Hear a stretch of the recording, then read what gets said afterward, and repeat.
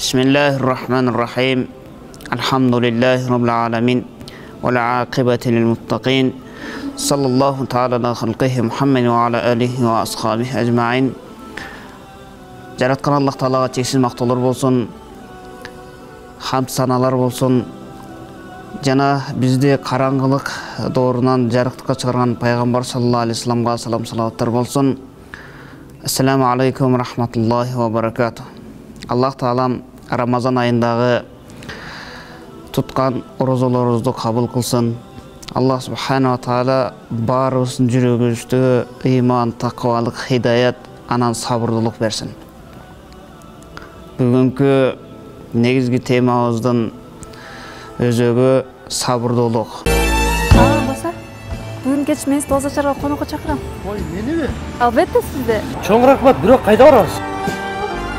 Миндаль тойканасы. Озачарга буйртмаларды кабыл алабыз. Үйлөнүү той, кыз узатуу, жентек той, юбилей жана башка тойлорду 150 кишиге чейин жогорку деңгээлде өткөрүп беребиз. Чынында тамактар абдан даамдуу экен. Ооба, арзан жана даамдуу. Дарегим, Карпинка көчөсү 192, Жибек жолу менен кесилишет. Телефон номерим 0706 88 91 99. Tez tam жоопкерчилиги чектелген коому. $3500 başlap 40 күндө үй куруп берет. Жылуу, коопсуз, арзан, сиз күткөндөй жана ойдогудай болот. Дареги Бакаев көчөсү 44, Гагарин көчөсү менен кесилишет. Байланыш телефону 0709 38 74 74.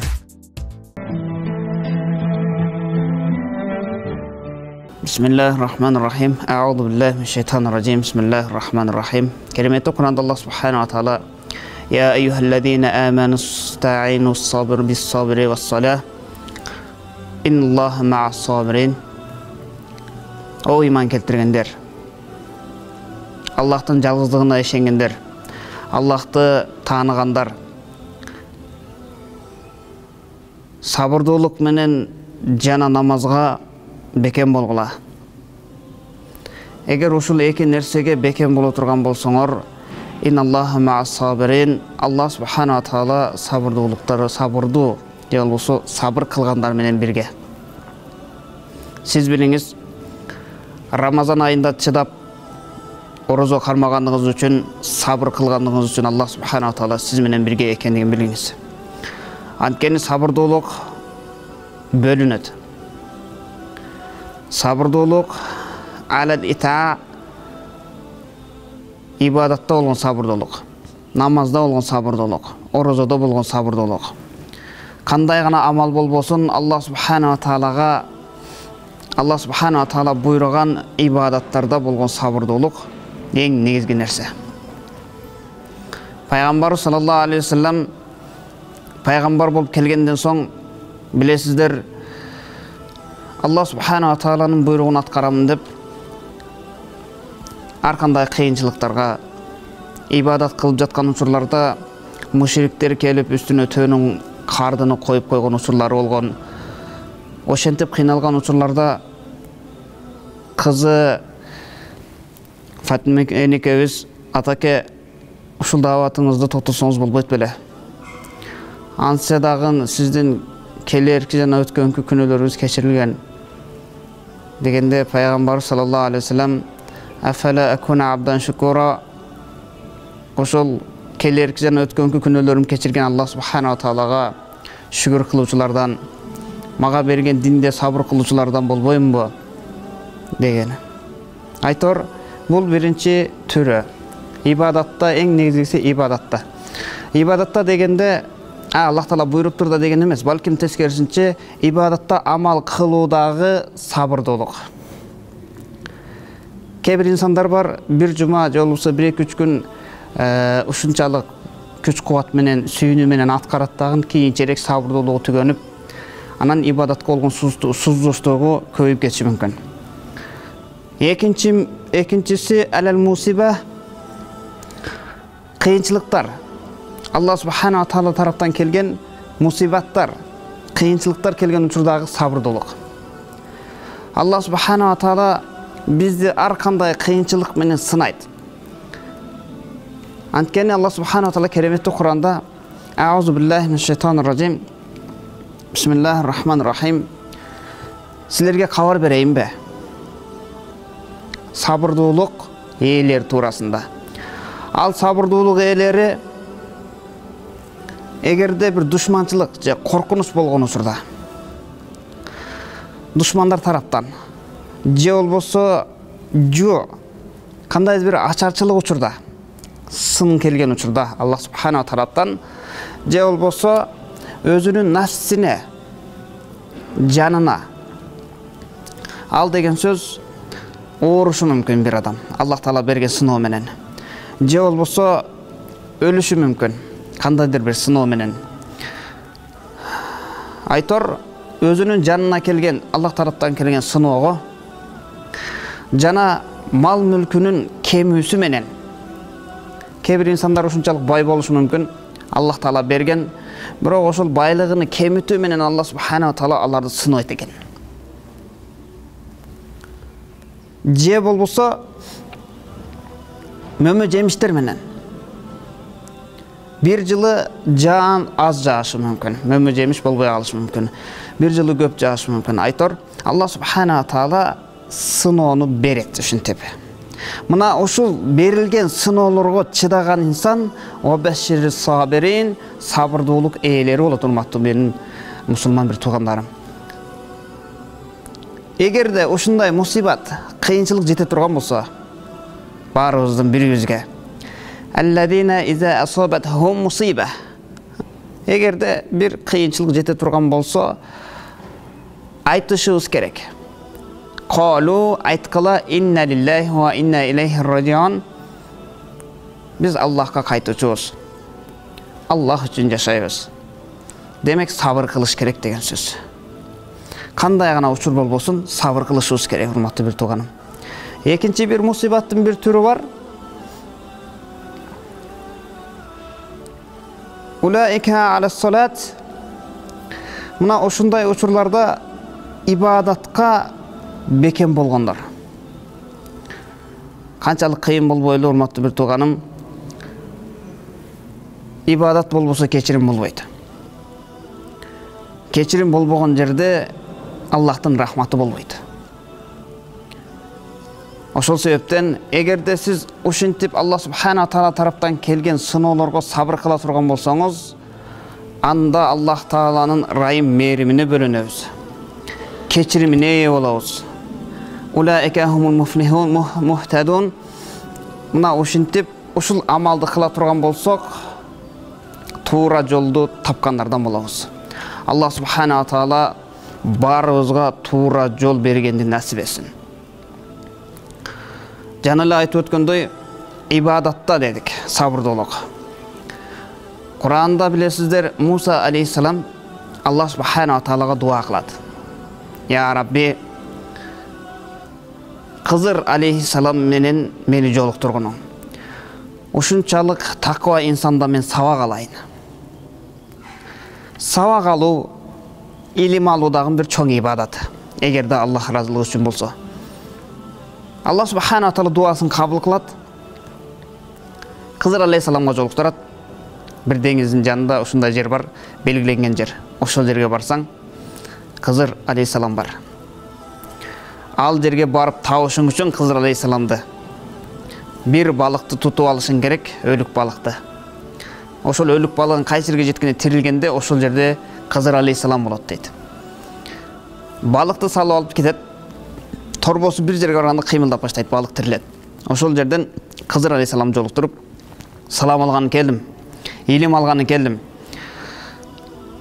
3 жолу текшеремин, сыноодон өтөсүң. Мен бир амал кыла турган болсом, эмне үчүн мындай кылдың деп жооп бербейсиң, сурабайсың. Сабырдуулук менен ошол 3 сыноодон өтө турган болсоң, менин шакиртим болосуң. Эгер бул 3 сыноодон өтпөй турган болсоң, менин шакиртим болбойсуң. Макул дейт. Ошентип баратып, деңиздин жээгинде кооз бир кайык турган болот. Корабль. Мына ошол кайыкты талкалап салат. Талкалап салат, анан кайра жолун улайт. Эмне үчүн мындай кылдыңыз дейт. Мен сага айтпадым беле, сурабайсың деп. Кайра жолун улап кетип аткан учурда алдынан бир жаш бала чыгат. Ал жаш баланы өлтүрүп коет. Муса алейхиссалам чыдабай, эмне үчүн муну мыкаачылык менен өлтүрдүңүз дейт. Экинчи шансыңыз кетти. Дагы бир жолу эмне үчүн деп сурай турган болсоңуз, мен сизди илимден бошотомун. Үчүнчү жолу кетип атканда бир кумдун үстүндө дөңсөөдө жаш балдар ойноп аткан болот. 2-3. Мына ошол жаш балдар ойноп аткан жерде бозурайып, түгөнүп калган бир дуалды кайра түздөп тизип коет. Ага таң калган Муса алейхиссалам, эмне үчүн бул дуалды тургуздуңуз деп кайра сурайт. Үчүнчү жолу сураган учурда Кызыр алейхиссалам айтат, 3 жолу сурадым. Эми жолуң ачык, кете бер. Сенде сабыр жок экен. Дегенде бир сураныш дейт. Ушул 3 кылган нерсеңизди бир мага айтып берсеңиз. Биринчиси, бир кайыкты талкаладыңыз. Ооба, талкаладым. Эмне себептен? Анткени ал кайык жашаган жерде зулум падыша бар эле. Зулум падыша. Ал кайык кедей кембагалдардын кайыгы эле. Кимде эң жакшы кайык болсо, ал зулум падышы тартып алат эле. Мен аны талкалап тешип койдум, а кедейлер аны жаптап алат, жамап алат. Жамалган кайыкты зулум падыша тийбейт. Демек, кембагалдарга калды, бул иштеткенге бул кайык. Экинчи маселе. Экинчи, эмне үчүн өлтүрдүңүз эле? Экинчиси, бул бала чоңойгондо ата энесини өлтүрөт эле. Айтор, келечеги укмуштай эле күнөө менен өтө турган жигит эле, ошон үчүн аны өлтүрдүм. Үчүнчүсү таң калышты, аябай соо иш кылдыңыз. Эч кимге кереги жок дуалды тургузуп койдуңуз. Бул эмненин сыры эле дегенде, туура айтасың. Ал бозурайган дуал түшүп калган. Биз үчүн баасыз эле. Бирок ал дуал ошол ойноп жаткан 2 жетимдин акысы эле. Ошол дуалдын түбүндө алтын бар эле. Дуал жоголсо, жетимдин акысы не болот? Жоголуп кетет. Тургузуп койдум, алар бой жеткенге чейин, биздин жерибиз деп эс тартып калганга чейин турат ушул дуал деп чечмелеп берген. Айтор, урматтуу бир тууганым, кандай гана абал болбосун, кандай гана убакыт болбосун, эң негизги нерсе сабырдуулук. Сабырдуулук. Рамазан айында турабыз. Пайгамбар саллаллаху алейхи вассалам кереметтүү бир хадистеринин биринде мындай дейт. Маанисинде, Рамазан айында кимде ким орозо кармаган болсо, ал орозону кармагандан соң уктай турган болсо. Орозо кармагандар көпчүлүгү бир аз уктайт. Түштө уктайт, кечинде уктайт, айтор бир аз уктай турган болсо, анын ар бир уктагандыгы ибадат дейт. Сооп. Эгерде орозо кармаган адам унчукпай койсо, көбүнчө кечке жуук унчукпай калабыз да баарыбыз. Ошентип унчукпай койсо, ошол унчукпагандыгы тасбих. Субханаллах, алхамдулиллах, Аллаху акбар деген сөз. Ал эми анын бир тасбих айтканы окумуштуудай чоң сооп. Демек, урматтуу бир тууганым, сабырдуулуктун артындагы дагы сооптор, ибадаттар аябай көп. Биз канчалык аракет кылбайлы, эң негизгиси сабырдуулукту үйрөнүшүбүз керек. Жана ошондой эле мусибат дедик. Кыйынчылык. Кыйынчылыкка албетте бизге эң негизги мисал Пайгамбар саллаллаху алейхи вассаламдын доору. Жана Пайгамбар саллаллаху алейхи вассалам. Күндөрдүн биринде Пайгамбар саллаллаху алейхи вассалам кабырда ыйлап жаткан аялды көрөт. Анан барып жанына барып дагы Allah sabır bersin. Ыйлабаңыз дегенде жанагы аял сен эмнени билет элең? Койнундагы жаш баласы өлгөн. Али баса элек, тили чыга элек. Көзүмө сүйкүмдүү болгон баламды жоготтум. Сен баласы жоготкон эмне экендигин билбейсиң да. Мага акыл үйрөтпөчү деп бир аз катуу сүйлөп коет. Ал пайгамбар саллаллаху алейхи вассалам экендигин билбейт эле ал аял. Анан пайгамбар саллаллаху алейхи вассалам унчукпай үйүнө сапарлат, жол алат. Үйүнө барып кеткенден соң жанындагы адамдар айтат, азыр келип сага сабыр тилеген улуу пайгамбар саллаллаху алейхи вассалам эле. Дегенде жанагы аялда эки кайгы пайда болот. Биринчиси жаш наристени жоготкон кайгы. Экинчиси пайгамбар саллаллаху алейхи вассаламга катык сүйлөп койгон, аны капа кылып алдымбы деген кайгы.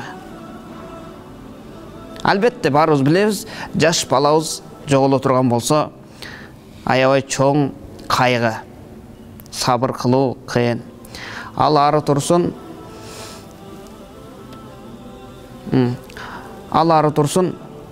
ата энелерибизди жоготкон учурда дагы аябай чоң сабырдуулук керек, урматтуу бир тууганым. Ошентип дагы кабырда турган учурда айткандан соң эки кайгы пайда болот. Пайгамбар саллаллаху алейхи вассаламдын үйүнө кайра барат, кечирим сураганы. Үйгө барган учурда эшиктин алдында эч кандай охранник, жана башка нерселерди көрбөйт. Дароо пайгамбар саллаллаху алейхи вассаламдын эшигин тыкылдатып кирет. Киргенден соң пайгамбар саллаллаху алейхи вассалам айтат: "Мени кечириңиз. Жана байкабастан сизге катык сүйлөп коюпмун." Пайгамбар саллаллаху алейхи вассалам жылмайып: "Билесиңби? Сооптун эң төрөсү болгон, сабырдуулуктун чокусуна жеткен, сооптун чокусуна жеткен сабырдуулуктун сообу кайсыл?" Жок. Ал болгон учурда, мусибат, жамандык болгон учурда, мындайча айтканда балаңыз өлгөн учурда кылган сабырдуулугуңуз, сабырдуулук менен жооп бергендигиңиз эң чоң сооп өзүңүзгө алдырбастан дейт. Айтор, кандай гана учур болбосун, урматтуу бир тууганым, бизге сабырдуулук керек. Сабырдуулуктун эң негизги нерсеси бизге бейишке алып барат. Пайгамбар саллаллаху алейхи вассалам кереметтүү хадистердин биринде момун мусулмандын абалы таң калыштуу. Ажайып, кооз, суктаныштуу. Эмне себеп? Эгерде бир мусибат, кыйынчылык келе турган болсо, башына бир кайгы келе турган болсо, сабыр кылат. Сабырдуулук менен жолун издеп чечет. А эгер Аллах Тааладан бир ниямат келе турган болсо, жакшылык келе турган болсо, сый келе турган болсо, сүйүнүчтүү кабар келе турган болсо, ага шүгүр кылат. Аллага чексиз шүгүр. Мага ушул нерселерди бергендигине деген инсан таң калыштуу, ушул инсанга суктанамын дейт. Келиңиздер, урматтуу бир тууганым, пайгамбар саллаллаху алейхи вассалам сыймыктанган үммөттөрдөн бололу. Пайгамбар саллаллаху алейхи вассалам сыймыктанган, пайгамбар саллаллаху алейхи вассаламга татыктуу үммөттөрдөн бололу. Жалпы эле жашап өткөн жерибизде, өлкөбүздө сабырдуулук менен иштешкенге аракет кылалы. Өлкөбүзгө, жерибизге кандай гана кыйынчылыктар келбесин, кандай гана сыноолор болбосун, ал сыноолорду дароо эле ачуубузга алдырбастан, пайгамбар саллаллаху алейхи вассалам үйрөткөндөй сабырдуулук менен гана жооп бергенге Аллах субханаху ва таала күч кубат берсин. Аллах субханаху ва таала туткан орозоңуздарды кабыл кылсын, кылган дуаңыздарды кабыл кылсын. Акыретте Аллах субханаху ва таала оада кылган Раян бейишине кирүүнү Аллах субханаху ва таала өзү кабыл кылган болсун. Ассаламу алейкум рахматуллахи ва баракатух. Болса, бүгүн кеч мен сизди озачарга конокко чакырам. Ой, мениби? Албетте сизди. Чоң рахмат, бирок кайда барабыз? Миндаль тойканасы. Озачарга буйртмаларды кабыл алабыз. Үйлөнүү той, кыз узатуу, жентек той, юбилей жана башка тойлорду 150 кишиге чейин жогорку деңгээлде өткөрүп беребиз. Чынында тамактар абдан даамдуу экен. Ооба, арзан жана даамдуу. Дарегим, Карпинка көчөсү 192, Жибек жолу менен кесилишет.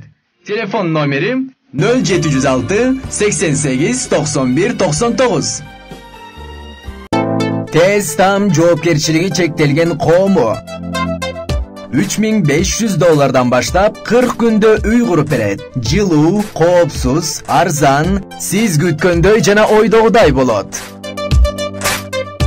Дареги Бакаев көчөсү 44, Гагарин көчөсү менен кесилишет. Байланыш телефону 0709 38 74 74.